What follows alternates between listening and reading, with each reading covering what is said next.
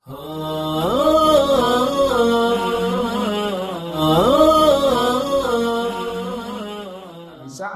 9 ya. A'udzubillahi minasyaitonirrajim. Wal yakhshal ladzina law taraku min khalfihim dzurriyyatan di'afan khafu 'alaihim falyattaqullaha wal yaqulu qawlan sadida. Ya, jadi Allah mengingatkan kepada bapak, ibu, kepada kita umat Islam, hendaknya kalian takut, ya, waspada ketika nanti kita meninggalkan generasi yang lemah, ya, generasi yang lemah yang tidak, ya, paham tentang ilmu din, lemah secara keilmuan, ya, dan juga lemah fisiknya. Maka di dalam Islam itu kita diajarkan oleh Allah Subhanahu wa ta'ala untuk memiliki satu kekuatan sebagaimana kekuatan yang dimiliki oleh Talut, yaitu apa? Bastatan fil ilmi wal jismi, yaitu kekuatan, memiliki kekuatan baik secara keilmuan dan fisik.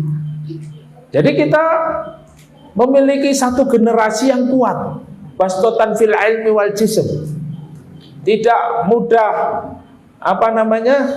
mengeluh, kemudian tidak lemah secara keilmuan. Kalau lemah secara keilmuan, ya, hari ini mereka orang-orang kafir itu di dalam mendidik anak-anaknya, ya. Bahkan di Jepang itu, bapak ibu yang dimuliakan oleh Allah, di Jepang itu ibu-ibu itu mereka sekolahnya itu sampai tingkat S3, ya, doktor. Tapi dia itu sekolah bukan untuk kerja di perusahaan, bukan untuk nanti biar dapat pekerjaan. Ternyata motivasinya sekolah itu apa? Untuk mengajari anak-anaknya. Ya. Jadi mereka punya motivasi tinggi belajar sampai S3, S1, S2, S3 sampai doktor untuk mengajari anak-anaknya. Nah, ilmu apapun sangat bermanfaat, terlebih ilmu din. Jadi orang kafir itu sampai memiliki motivasi sekolah tinggi, ya, untuk apa? Untuk mendidik generasi supaya generasinya kuat. Sekarang kalau umat Islam, kalau kita meninggalkan generasi yang lemah, ya, generasi yang lemah secara ilmu, kemudian fisiknya juga lemah, ya, masih umur 25 sudah kena diabetes, kolesterol, ya, kemudian encok, ya, umur 25. Padahal kalau di dalam sejarah itu Muhammad Al-Fatih, ya, Salahuddin Al-Ayyubi, beliau membebaskan negeri-negeri Islam itu usianya tidak kurang dari 25 tahun, 23 tahun, 21 tahun, ya. Usama bin Zaid radhiyallahu an memimpin pasukan perang, memimpin para sahabat, usianya ada yang mengatakan 15 tahun. Ya, usia kalau sekarang itu baru usia SMP, Pak. Tapi dia sudah memiliki apa? Jiwa kepemimpinan, leadership yang baik. Jadi kondisi anak-anak sekarang ini sangat lemah sekali. Nah, begitu. Jadi kalau kita bandingkan bagaimana pendidikan Islam pada zaman, ya, keemasan, ini sangat jauh. Oleh karena itu Allah mengingatkan di dalam ayat ini, hendaknya kalian waspada, hendaknya kalian takut nanti meninggalkan generasi yang lemah. Ya. Kalian meninggalkan generasi di belakang kita ini, generasi yang lemah. Dan hari ini generasi-generasi kita ini sudah dilemahkan oleh mereka. Termasuk usaha untuk menghilangkan agama dari pendidikan Islam itu sangat lemah sekali. Makanya alhamdulillah, ya, di sini ada pesantren, ya. Tidak mungkin pesantren ini tidak mengajarkan agama. Ya.